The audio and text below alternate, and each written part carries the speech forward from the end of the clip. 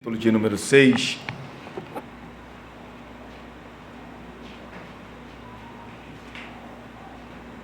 versículo 4 ao 8.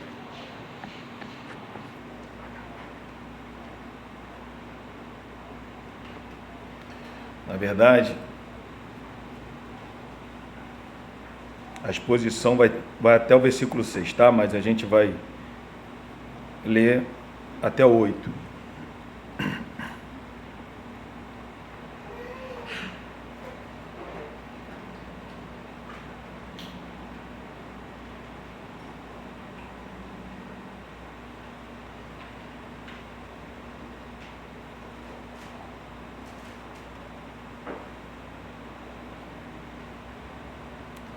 Acharam? Diz assim: é impossível, pois que aqueles que uma vez foram iluminados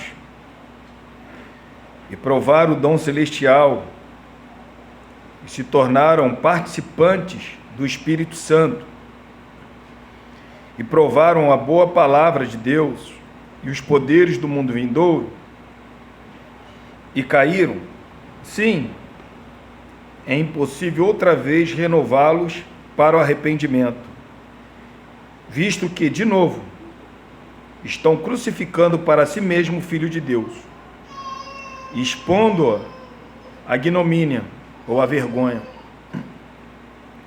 Porque na terra que absorve a chuva, que frequentemente cai sobre ela e produz erva útil para aqueles por quem é também cultivada, recebe a bênção da parte de Deus.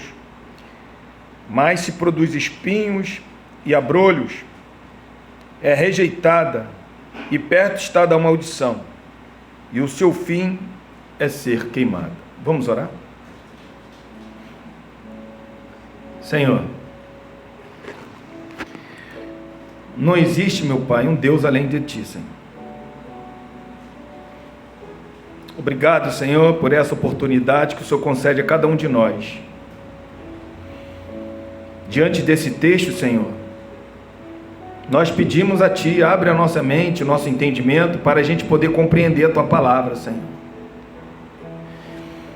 Obrigado, Senhor, porque o Senhor tem sustentado a nossa fé. Que o Senhor continue abençoando o Teu povo. Em nome do Senhor Jesus, meu Deus. Amém, Jesus. E amém, Deus. Podem se assentar, irmãos? Irmãos, quando a gente para poder observar esse texto, a primeira impressão que dá é que uma pessoa ou um crente verdadeiro pode cair da graça. Porque você vai ver que os verbos transitórios que ele vai colocando aqui no texto dá esse entendimento. Porque ele começa falando que é impossível.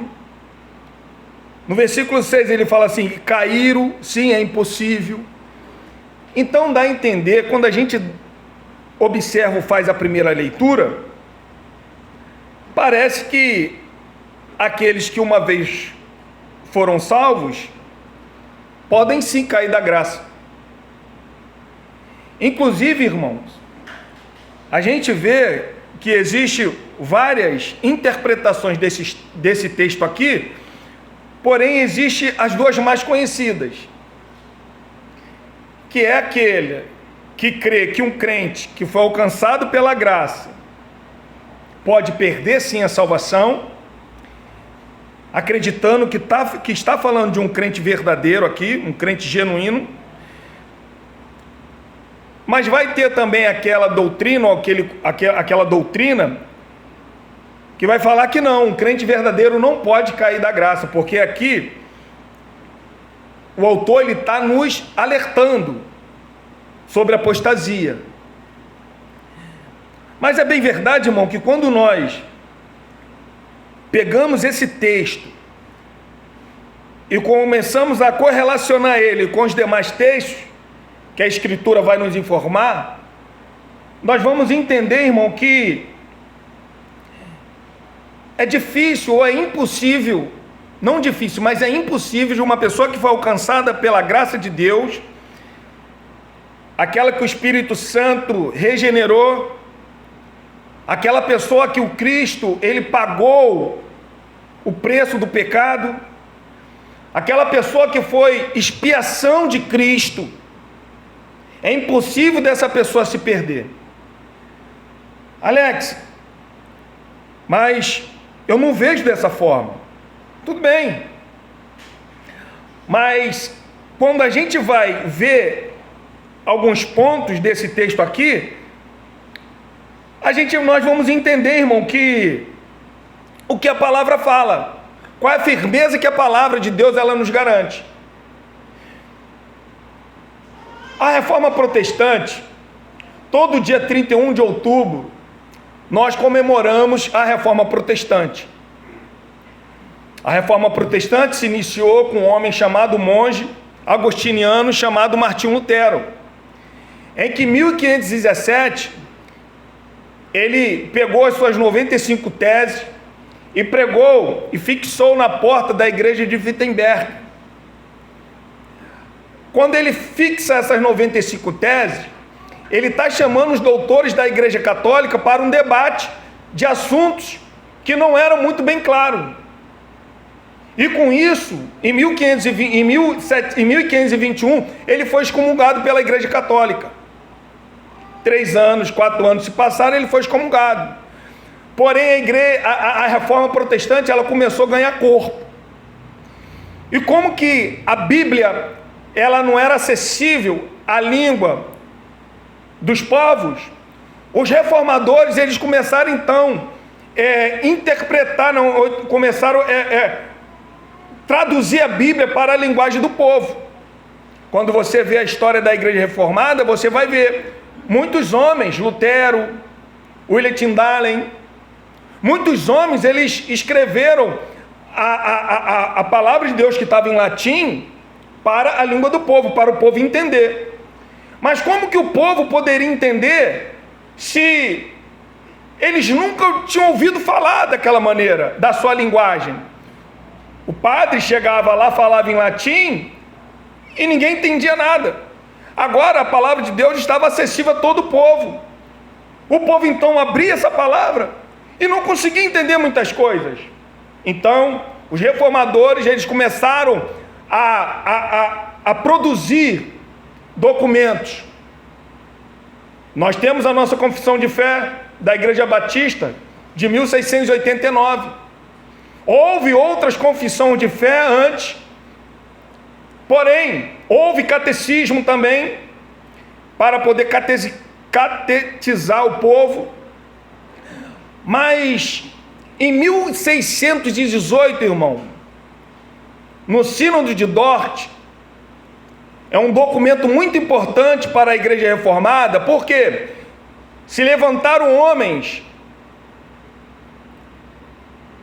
com o seu professor Jacob Armínio, se levantaram para contestar sobre toda essa doutrina, que a doutrina reformada, ou Martinho Lutero, ou João Calvino, ou outros homens, eles tinham doutrinado o povo, que era a salvação pela graça, graça irresistível, perseverança dos santos. Eles se levantaram para poder contestar sobre esses documentos, sobre essas confissões. E no ano de 1618 a 1619, eles, quando fala sínodo de Dort, sínodo está falando assembleia, reunião, Dort está falando lugar, mas que na verdade é cânone de Dort. Quando eles produziram esse documento e debateram, e a doutrina que não foi pelo Jacob Armínio que apresentou, porque Jacob Armínio já tinha morrido, mas foi os seus discípulos, a remonstrante, quando eles foram apresentar, ou quando eles apresentaram esse documento, eles foram rejeitados, porque a doutrina reformada dos seus catecismos, das suas confissões de fé, era totalmente bíblica, e ali eles foram rejeitados na Holanda.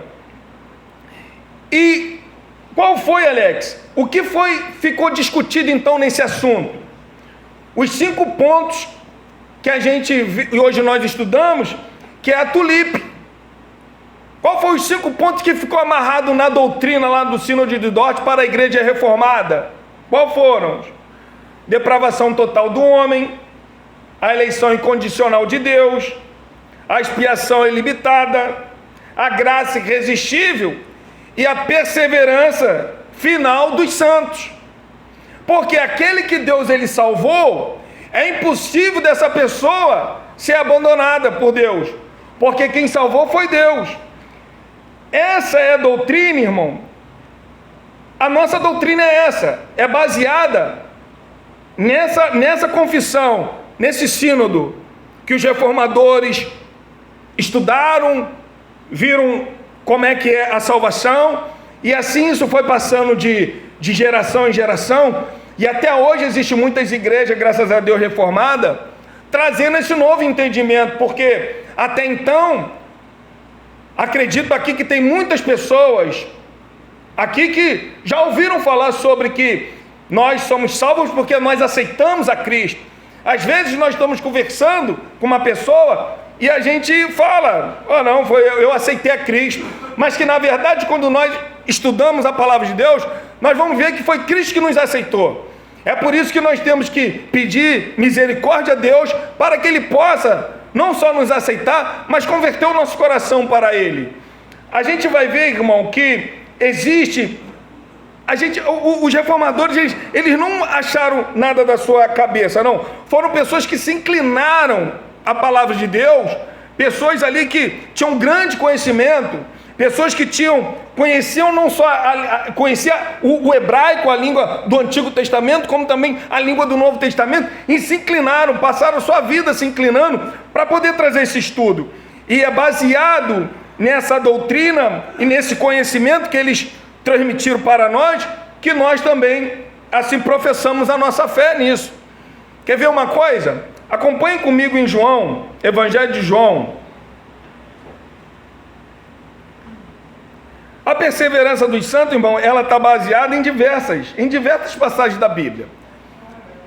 Olha só, o Evangelho de João, capítulo 10, versículo 28 e 29, olha o que diz.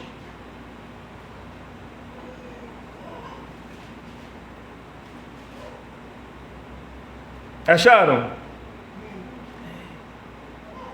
Jesus, não esqueça, se você for ler nos versículos anteriores, Jesus ele está falando porque eles não poderiam ouvir a palavra de Jesus. Jesus está falando assim, vocês não podem me ouvir porque vocês não fazem parte das minhas ovelhas. Se você chegar em casa, irmão, estuda ou leia João capítulo 8 em diante, até chegar no capítulo 10 você vai entender o que Jesus ele está falando. Mas aqui já no argumento final de Jesus, olha o que Jesus ele fala: eu lhes dou a vida eterna.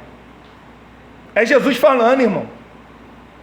Olha o que Jesus está falando: eu lhes dou a vida eterna. Olha o outro ponto: jamais o que, irmão? Perecerão. Isso não é não é um ser humano que está falando, é um que tem o poder para poder fazer. Ele tem poder.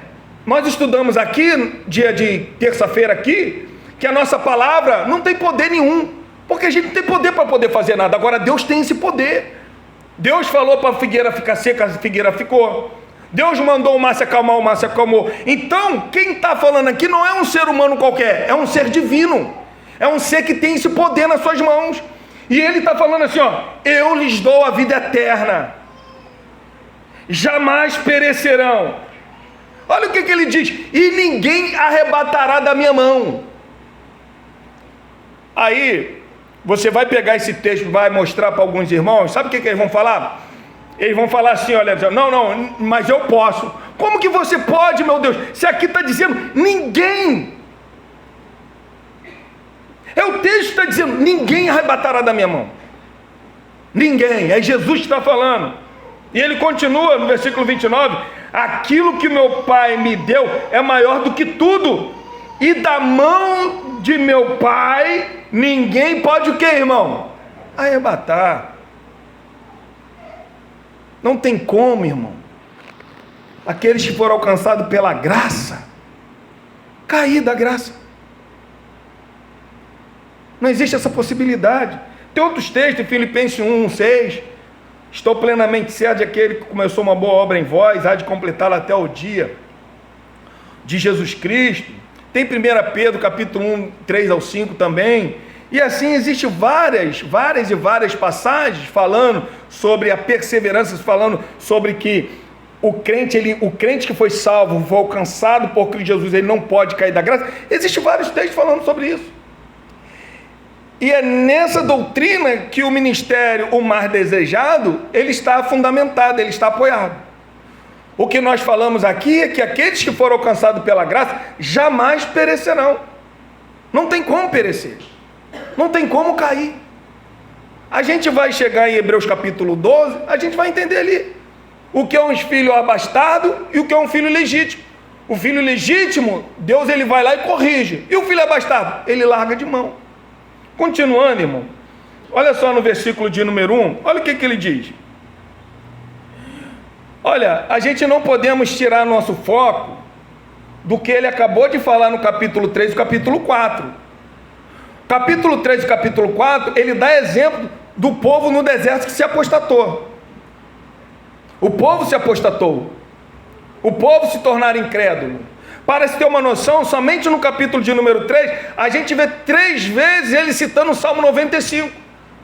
Quando fala, olha, se ouvires a voz do Senhor, não endureçais o vosso coração. Se ouvires a voz do Senhor, não endureçais o vosso coração. Como foi na provação do deserto. 3 vezes ele vai falar, se ouvires a voz do Senhor, se ouvires a voz do Senhor, se ouvires a voz do Senhor. A gente viu semana retrasada, no final do capítulo 5, que tinha pessoas que era para se tornar mestre pelo tempo decorrido da sua fé, mas ele não poderia ainda tratar assuntos pesados, porque eram pessoas como criança, não tinham crescido na fé. E qual é o perigo da gente não crescer na fé, não crescer na doutrina? Qual é o perigo? É a apostasia. Porque após dele falar que as pessoas eram lentas em aprender, ele vai falar sobre apostasia, irmão. Porque muitas pessoas se apostatam, porque não tem um conhecimento legítimo da palavra de Deus.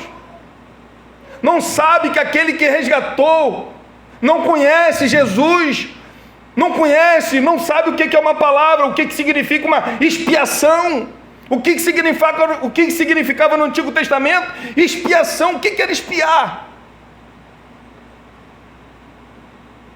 É por isso que muitas pessoas se apostatam. É por isso que as pessoas que não conhecem Deus, não conhecem Jesus, no momento da tribulação, acham que Jesus largou de mão. Abandonam o Evangelho. E não é isso que a Bíblia diz. Olha o que ele está dizendo, irmão. É impossível, pois aqueles que uma vez foram, olha só,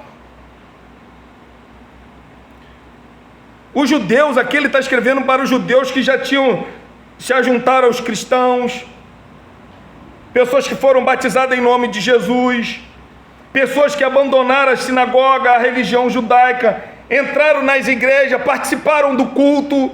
Aí ele está falando assim, olha, é impossível, pois aqueles que uma vez foram. Observe, irmão, o modo como o autor ele descreve agora. Ele vai escrever, ele vai falar vai descrever 5 modos de uma pessoa dentro do meio cristão. Ele está falando assim, olha, é impossível, pois, que aqueles que foram uma vez, ele fala primeiro, iluminados.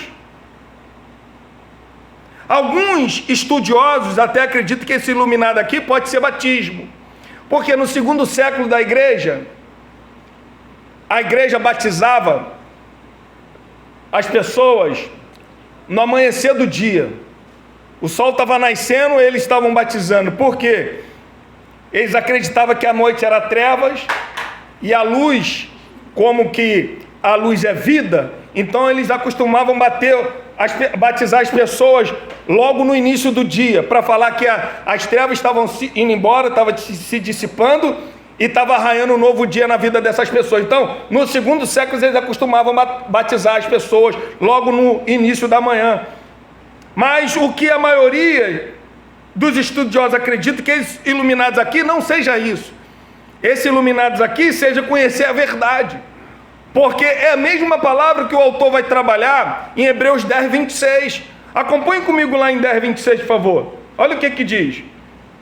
10, 26.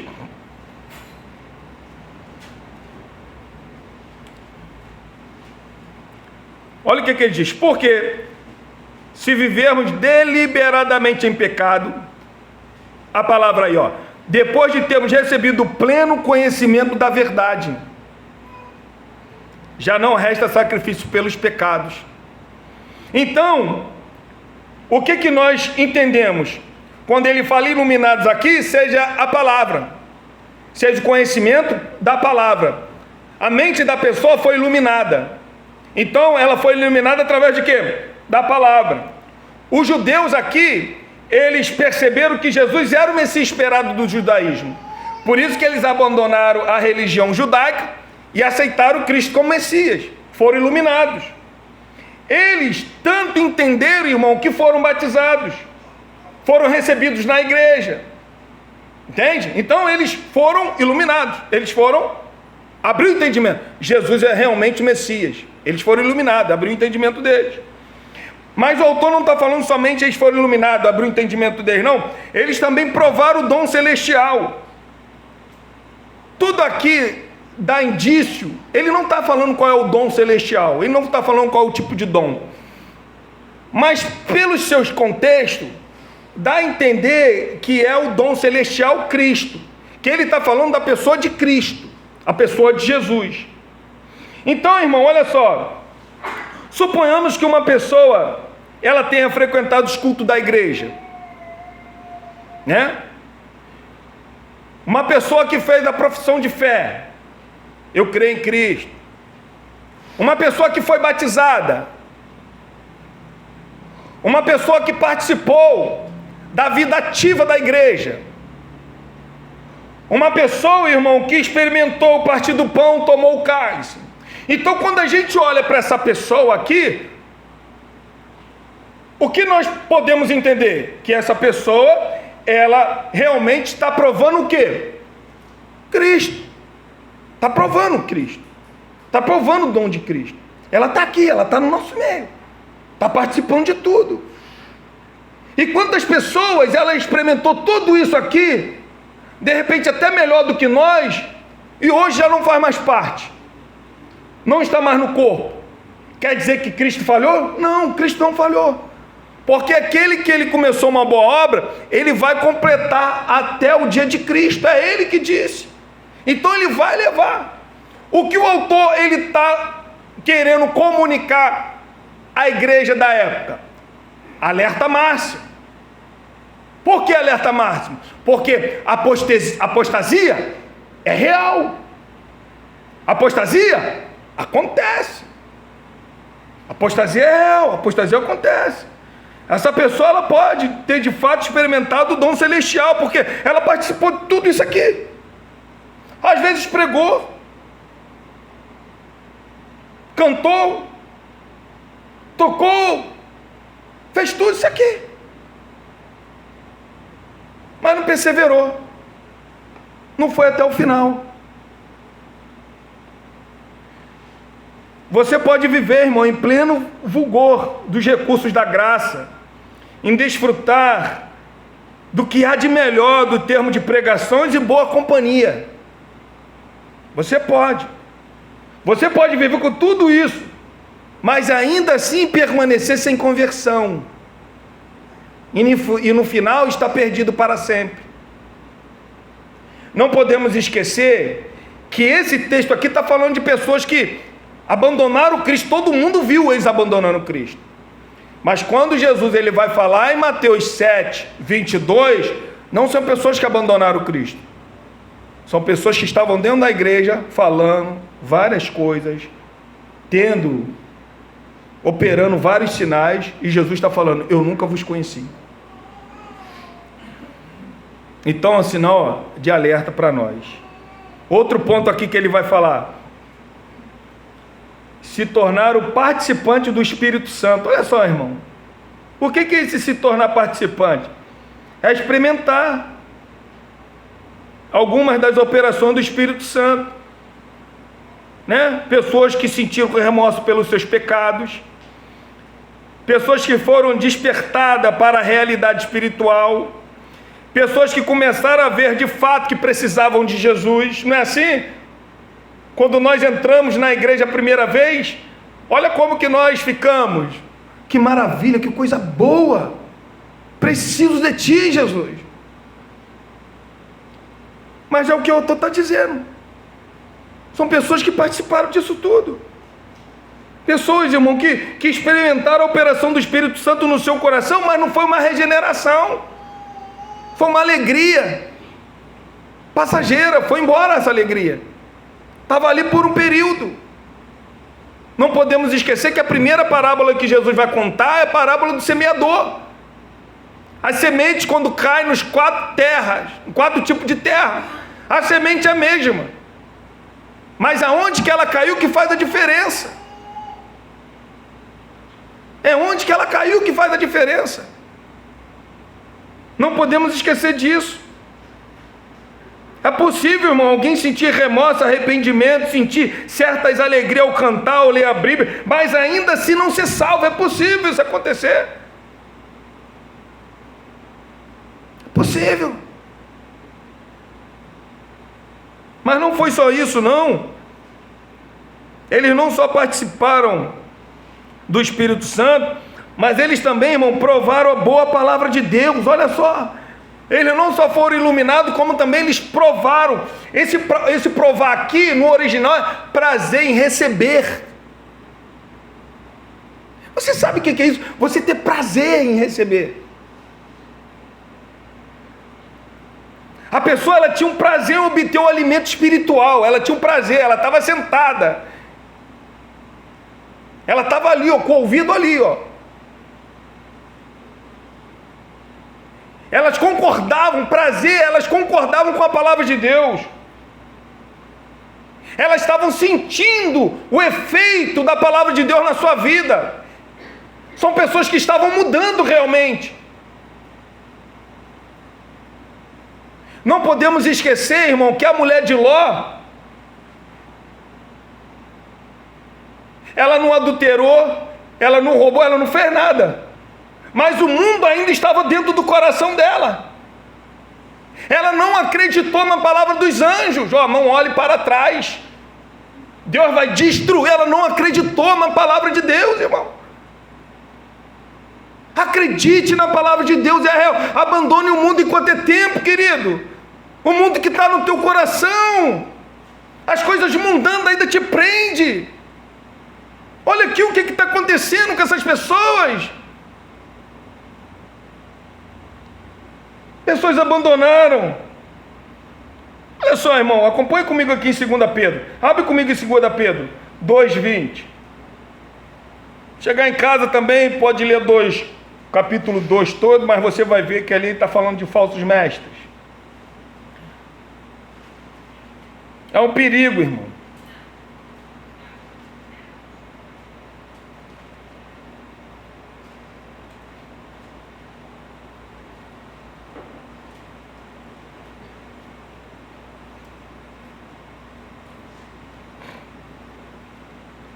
Acharam?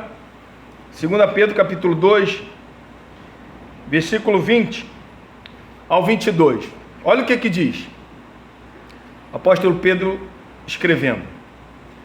Portanto, olha o que ele está dizendo. Portanto, se depois de terem escapado das contaminações do mundo, olha o que ele está dizendo. Pessoas que ouviram a palavra, receberam a palavra, teve prazer em obedecer a palavra por um período de tempo. Ele está falando, olha, escapar das contaminações do mundo. Como que essas pessoas escaparam? mediante conhecimento do Senhor Jesus, Salvador, se deixam enredar de novo, são o quê? Enredar aqui, de repente tem alguma tradução que está falando agarrar, pegar. Pessoas que ouviram a palavra, abandonaram a contaminação do mundo, mas depois a contaminação do mundo de novo agarra. É isso que ele está falando. O agarrar, o enredar, agarrar vocês de novo. Olha o que fala. Tornou-se o seu último estado pior que o primeiro. Por quê? Porque o último estado se tornou pior do que o primeiro. Por quê? O primeiro, ele não conhecia ainda o Evangelho, passou a conhecer. Quando ele conheceu, ele abandonou o Evangelho. Pedro está falando assim, é pior agora, que você conhece o Evangelho e abandonou o Evangelho, é pior agora para você. Por que é pior? Ele vai continuar falando, olha, pois melhor lhe fora nunca tivesse conhecido o caminho da justiça do que, após conhecê-lo, volverem para trás, apartando-se do santo mandamento que Deus lhe fora dada. Até aí, de repente, você está falando assim, Alex, uma pessoa, nesse texto aqui está falando que uma pessoa pode cair da graça. Mas olha o que Pedro ele vai escrever agora no final. Olha, com eles aconteceu o que diz certo adágio verdadeiro. O cão voltou ao seu próprio vômito, a porca lavada voltou a revolver-se no lamaçal. O que Pedro está falando? A natureza dessa pessoa não foi mudada. Ela ouviu o Evangelho, ela mudou exteriormente, mas interiormente essa pessoa continuou sendo porco e continuou sendo cão. A natureza dessa pessoa era uma natureza, continuou sendo uma natureza caída. Caída. A pessoa pode, irmão, sim, provar a palavra de Deus e ainda assim não se tornar um crente verdadeiro. E por último ele vai falar, e os poderes do mundo vindouro. Olha quantas palavras ele fala, irmão. Olha quantos modos que ele está falando de uma pessoa que participou de tudo isso. Olha o que ele está dizendo. Os poderes do mundo vindouro. Não podemos esquecer que ele está continuando, tá? No versículo 5 ele continua, ele fala assim, ó, e provaram a boa palavra de Deus, provaram a boa palavra de Deus, e provaram também os poderes do quê? Do mundo vindouro. São pessoas que provaram, pessoas que receberam, pessoas que tinham prazer também nisso. Então a gente vai ver que o mundo é passageiro. A gente vê que o mundo um dia vai acabar. Esse mundo que nós estamos vai acabar, né? Mas o mundo vindouro que se aproxima é eterno. É onde que habita a justiça de Deus. Nós podemos ver que o novo céu e nova terra habita o que é a justiça de Deus. Reina a pureza, a paz, a santidade plena. E eu e você, já desfrutamos disso? Já desfrutamos. Não de uma maneira plena, na sua plenitude, mas nós já podemos sentir um pouco do que é justiça, do que é paz, do que é alegria, do que é santidade. Não na sua plenitude, mas nós que estamos aqui diariamente, no corpo de Cristo, nós já sentimos isso. Aqueles que Cristo já alcançou, já sentimos isso. Então essas pessoas, no meio da igreja, elas sentiram tudo isso. Elas provaram isso. Elas viram como que é bom ter uma companhia de pessoas crentes. Elas viram que é bom não fumar. É bom ter uma esposa só. É bom não mentir. Elas experimentaram tudo isso. É isso que o texto está falando. Experimentou as coisas vindouras. Num certo período ela teve paz. Num certo período, ela se tornou o quê? Ela foi o quê? Uma pessoa santa. Num certo período. Por que num certo período? Porque ele fala no versículo 4, ele inicia e fala assim, é impossível. Agora no versículo 6 ele fala assim, ó, e caíram. E em algumas tradições vai estar até assim, ó, se caíram, tá? Aqui na minha tá, e caíram. O que o autor ele quer nos mostrar com essa palavra e caíram? Olha só, eu já experimentei e eu experimento isso aqui. A mente iluminada, conhecimento da palavra de Deus, participei do dom do Espírito, tudo isso que ele está falando, isso aqui, nós cristãos já participamos, temos isso aqui. Mas agora olha o alerta que ele nos dá, e caíram. É impossível, aí daqui a pouco ele fala assim, ó, e caíram. O autor, entenda bem, irmão, o autor de Hebreus nós não conhecemos, não sabemos quem é, mas ele se coloca, ele se inclui. Como que ele se inclui, Alex? Aqui, ó, capítulo 6, versículo 1, olha o que ele diz aí, 6:1. Ele está se colocando, olha como é que ele escreve. Por isso, pondo de parte os princípios elementares da doutrina de Cristo, deixemo-nos, ó, ele se coloca, deixemo-nos levar para o que é perfeito, ele está se colocando. Quando a gente vê também no capítulo 5, versículo de número 11, olha o que ele vai dizer, o autor que está escrevendo, ele se coloca também, ele fala assim, esforcemo-nos. Agora ele dá um alerta, e caíram. Esse alerta é para mim e para você, irmão. Eu estou falando aqui que aqueles que foram alcançados pela graça, jamais vão cair da graça, mas esse alerta aqui é para mim e para você. É o que Charles Spurgeon dizia, eu vivo como se a salvação dependesse de mim. Esse alerta é para nós, de caíram. Precisamos nos examinarmos. Temos que prosseguir. É por isso que existem essas exortações na Bíblia. Essa exortação é para mim e para você. Que foi alcançado pela graça. É para mim e para você. Está falando que é algo real que acontece. São pessoas aqui que participou disso tudo que nós participamos. Que nós fazemos. Aí ele está falando assim, ó, e caíram. Como que pode uma pessoa dessa cair, experimentar tudo isso e cair? O texto está dizendo, é possível. Temos que viver em alerta. Alerta, irmão. Qual é a certeza final? Qual é a certeza, irmão, que eu tenho da minha salvação? A gente vai ver que a certeza da nossa salvação, ela está associada à nossa perseverança até o final. Entendeu? A nossa certeza da nossa salvação, ela está associada à nossa perseverança até o final. Por quê? A gente vê isso. O autor de Hebreus escrevendo quando fala para lembrar dos seus guias. Aí fala assim, olha, lembra-se dos seus líderes, que eles falaram a palavra de Deus, observe o resultado da vida deles. Ó, emitem a fé deles. São pessoas que morreram professando o nome de Jesus Cristo. Olha como que eles morreram. O autor está falando, olha para eles. O final da vida deles é o final da nossa vida, irmão. Tem pessoas que começam bem, terminam mal.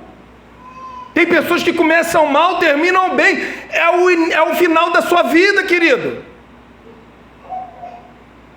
O começo todo mundo está empolgado. O começo, Jesus, tudo vai dar certo na minha vida. Mas com o tempo, eu estou vendo que nada está acontecendo, aquilo que eu acreditava que ia acontecer. A fé começa a esmorecer. É no final, irmão. É isso que o autor está nos ensinando. E caíram. Alerta máximo. Porque quem está falando não sou eu nem você, não, é Deus. é aquele que dá o seu Espírito Santo. E é aquele que retém o seu Espírito Santo. Entendeu? Ele dá, mas não podemos esquecer que ele retém. Ele retém. E quando ele fala, quando ele retém, já era.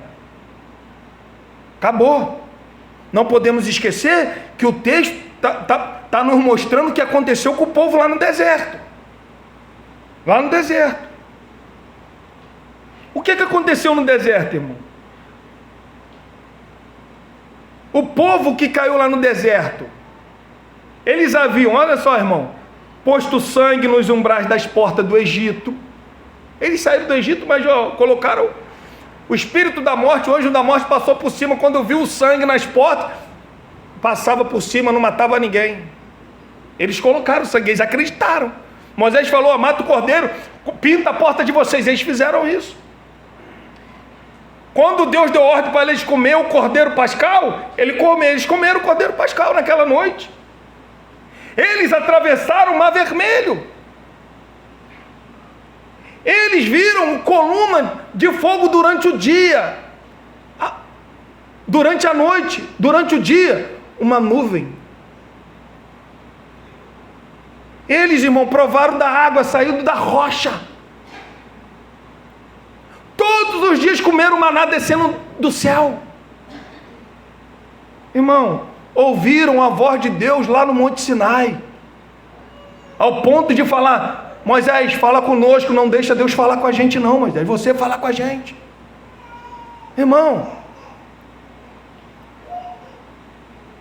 12 homens, a terra que Deus tinha prometido a Abraão há 400 anos atrás. 12 homens entraram nessa terra, experimentaram dos frutos, viram a plantação, viram as montanhas, beberam da água, experimentaram o clima. Eles saíram de lá falando: Moisés, realmente a terra é boa, a terra mana leite e mel, Moisés, mas é impossível da gente conquistar essa terra. É impossível, Moisés. 10. Josué e Caleb rasgam as suas roupas, clamando a Deus, chamando o povo para o arrependimento. Não, Deus vai nos dar essa terra.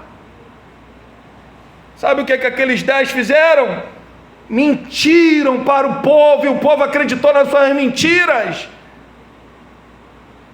Só lê Números 13. Lá no final eles mentiram, eles flamavam o povo com as suas mentiras. Sabe o que o povo, sabe o que eles fizeram? Pegaram pedra para poder matar Moisés, Caleb e Josué. A coluna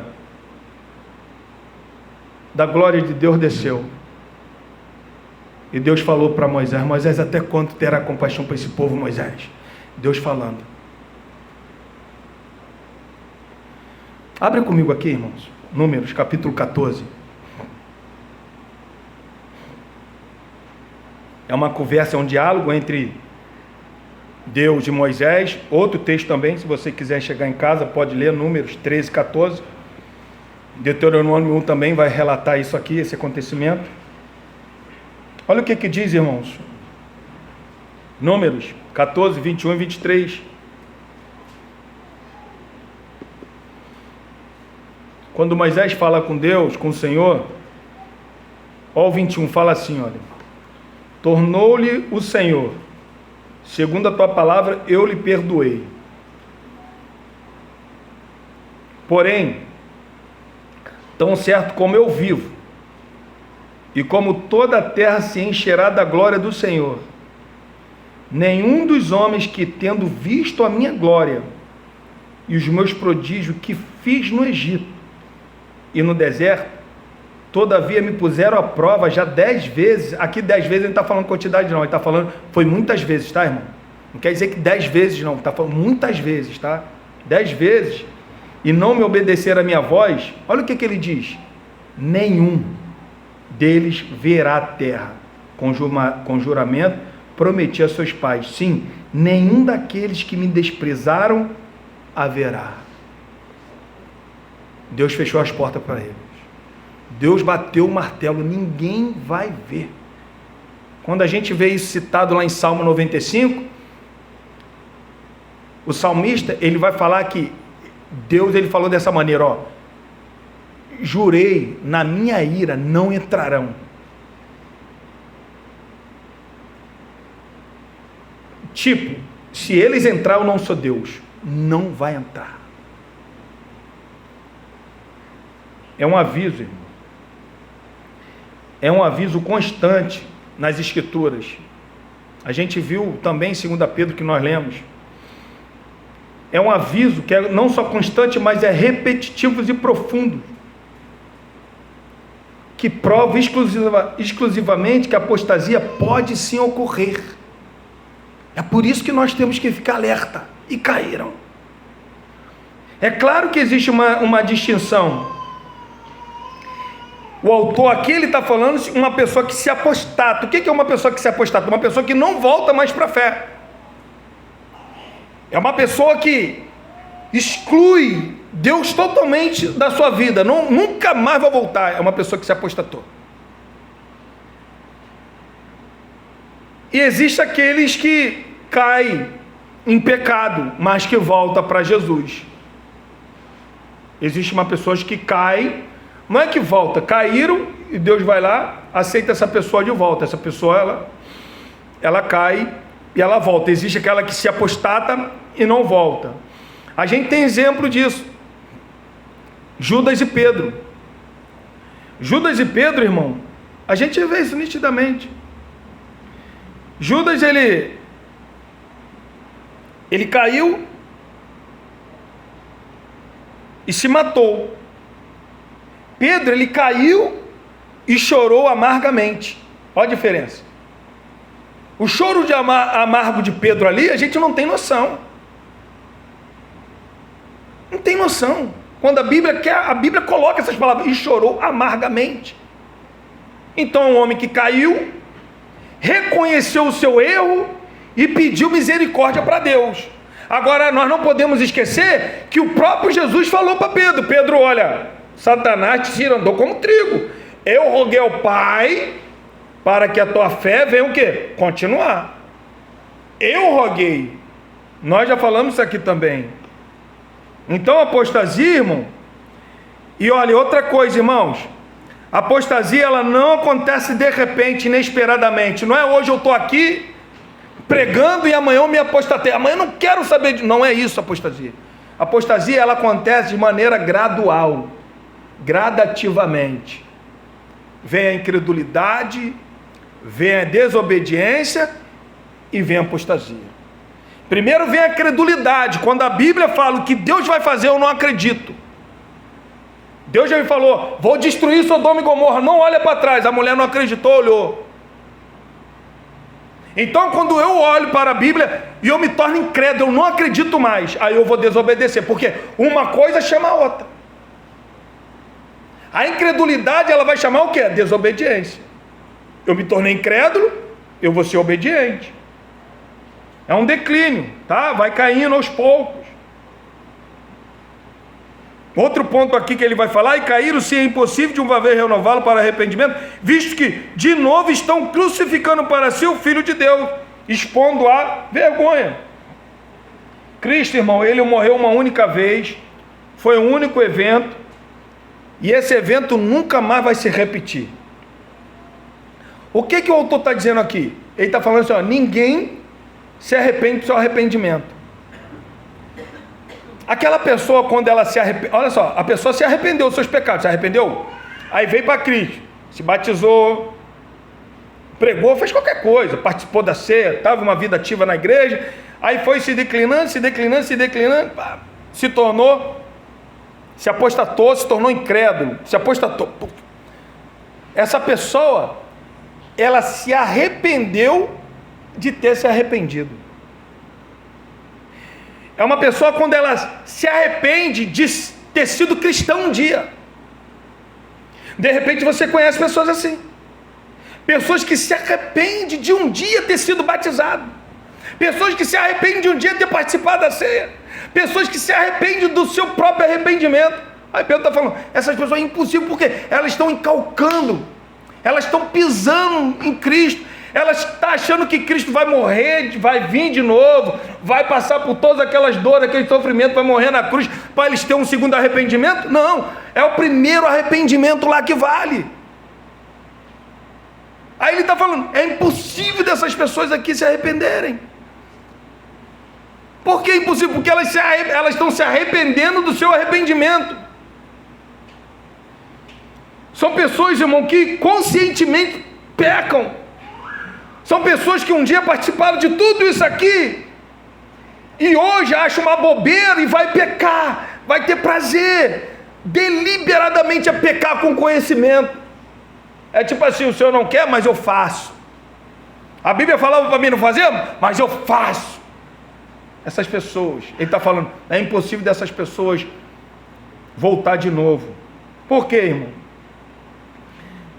Irmão, no Antigo Testamento ele fala sobre as consequências de pecar deliberadamente contra o Senhor, irmão.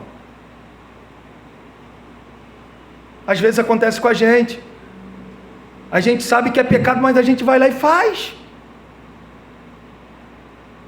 O Espírito Santo fala assim, ó, é pecado, mas tu vai lá e faz. Na hora de você estar irado ali, você vai lá e faz.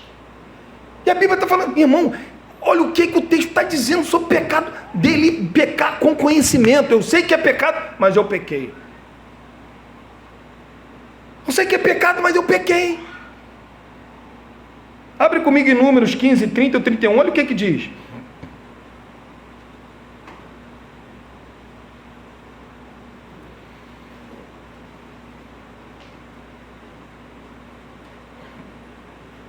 (15, 30 ou 31).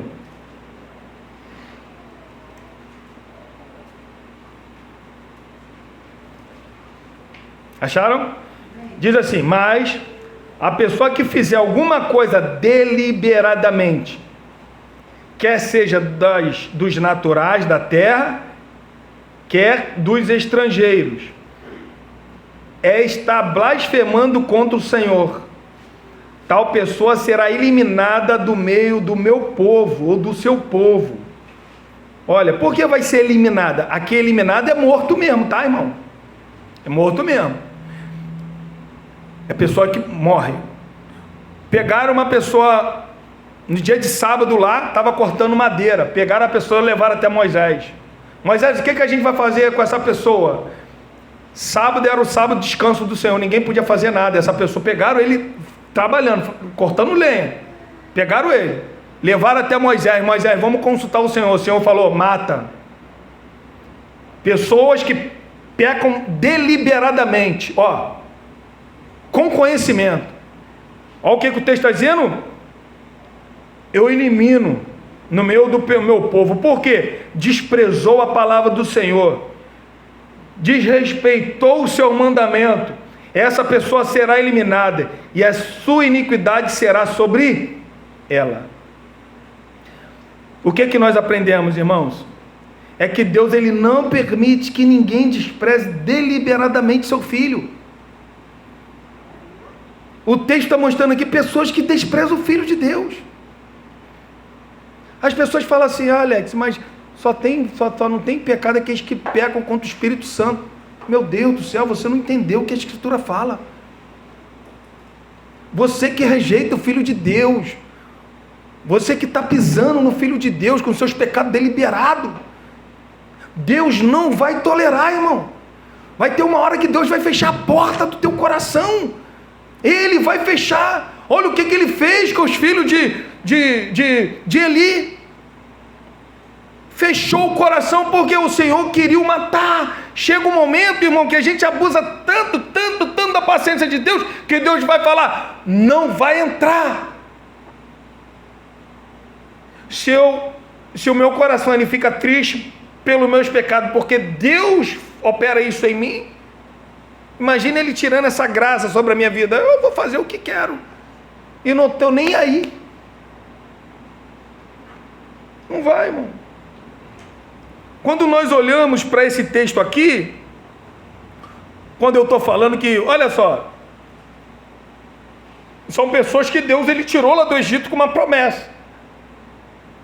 Mas chegou um momento de 20 anos para cima, Deus ele falou assim: não vai entrar ninguém na minha terra, vão todos morrerem. E por dia, alguns estudiosos acreditam que morreram 90 e poucas pessoas, todo dia morria essa quantidade de pessoas no meio do povo, morria. Deus falou: não vai ver, não vai entrar. Somente Caleb e Josué vão entrar, agora o resto vai morrer. Moisés, lá em Deuteronômio, ele vai falar assim: por causa de vocês eu não estou entrando. Moisés ele está falando isso lá. Foi por causa de vocês eu não estou entrando. Então Deus ele falou que ninguém ia entrar. Moisés não estava nessa rebelião dos 10 não, tá, irmão? O problema de Moisés foi na rocha, da água. Esse foi o problema. Entendeu? Não é deles olhar a terra, porque Moisés não foi olhar a terra, não. Então, aqui nós podemos deparar com o mistério. Por que o mistério? Porque Deus ele tira o povo. Mas a maioria, Deus ele tira o povo, entenda bem. Aquele povo que colocou lá os fez tudo aquilo ali, atravessaram pelo Mar Vermelho e tal, os pais não entraram, os filhos entraram. Os pais não, todos morreram, eles viram tudo isso. Qual é o mistério, irmão? Jesus ele passa a noite todinha orando, olha só. Por que isso é um mistério? Por isso que eu estou falando para vocês, isso aqui é um texto para nós, para mim e para você. E caíram, é um texto para mim e para você. Não é para uma pessoa que caiu, você está vendo que essa pessoa se apostatou, não, é para mim e para você. Isso aqui é real. Isso aqui é sério. Jesus ele passou a noite, a madrugada todinha orando a oração de Deus. Quando saiu da sua oração, no primeiro horário do dia, ele foi lá e chamou os 12 para ele. Mas quando vai ler em João 17:12, vai falar que Judas era condenado à destruição. Olha só, como é que isso é um mistério para mim. Tem pessoas, irmão, que falam assim: olha, Judas ele podia se arrepender. Ele entregou Jesus, mas ele entregou as moedas, mas sabe, se ele chora igual Pedro, ele poderia se arrepender. Você não leu o texto. É isso que eu estou falando, irmão. Pecar de maneira deliberadamente, Jesus pode dar sentença e a gente nunca mais retornar para ele. Eu não estou aqui amedrontando ninguém, não. Eu estou falando que a Bíblia fala. Abre comigo, irmão. Mateus capítulo 26. Olha o que diz a respeito de Judas, se Judas poderia voltar ao arrependimento.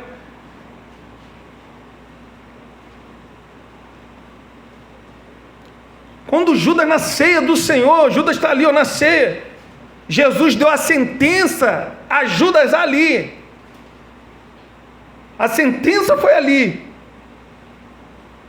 Judas foi essa pessoa que estava muito próximo da salvação e não foi salvo. Uma pessoa que estava distante da salvação e foi salvo, o ladrão da cruz. Olha como é que as coisas acontecem. Um discípulo viu tudo, participou de tudo, não foi salvo. Um ladrão reconheceu e foi salvo. Olha o que diz Mateus 26. Jesus está na ceia, tá, irmão? Olha Jesus falando, versículo 24. O Filho do Homem vai, como está escrito a seu respeito. Até aí tudo bem? O Filho do Homem vai, como está escrito. Estava escrito. Atos 2, Atos 4, vai dizer ali que já estava determinado isso acontecer por Jesus. Então, está escrito, como está escrito. Olha só, mas ai, esse ai aqui vocês acham o quê? Mas Jesus está falando, mas ai, só pegar todas as vezes quando uma profecia fala ai, ai, ai, você vai ver que é sentença. Mas ai daquele que trai o Filho do Homem. Olha só. Melhor lhe seria não haver o quê? A sentença já foi dada. Judas não tinha mais como. Pelo amor de Deus, não. A graça de Deus, ó.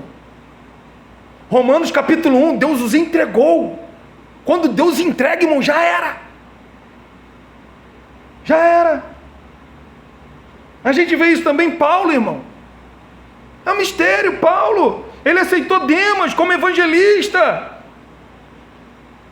o qual mais tarde o abandonou pelo presente século. Paulo vai falar isso para Timóteo: Timóteo, vem ter depressa comigo, porque Demas amou o presente século. E algumas cartas Paulo está escrevendo: Demas é o meu cooperador. É um mistério. É possível, irmão, os crentes verdadeiros se desviarem de Cristo? Não é possível. Nunca vai acontecer, nunca será. Isso aqui, o que está dizendo? É um alerta para mim e para você. Não brincar. Qual é a certeza da nossa salvação? Qual é a certeza, Alex, da minha salvação? Qual é a certeza que eu tenho então de eu ser salvo? É cada dia, irmão, dar fruto mais para Deus. Porque João 15 vai dizer: aquele que dá fruto para Deus, ele limpa para que dê mais fruto ainda. Dá fruto para Deus. Continue na sua oração. Continue cultuando a Deus. Continue valorizando aquilo que Deus valoriza. E que Deus mais valorizou foi a igreja, dele morrer por ela. Então a gente tem que valorizar tudo isso. Nunca desanimar.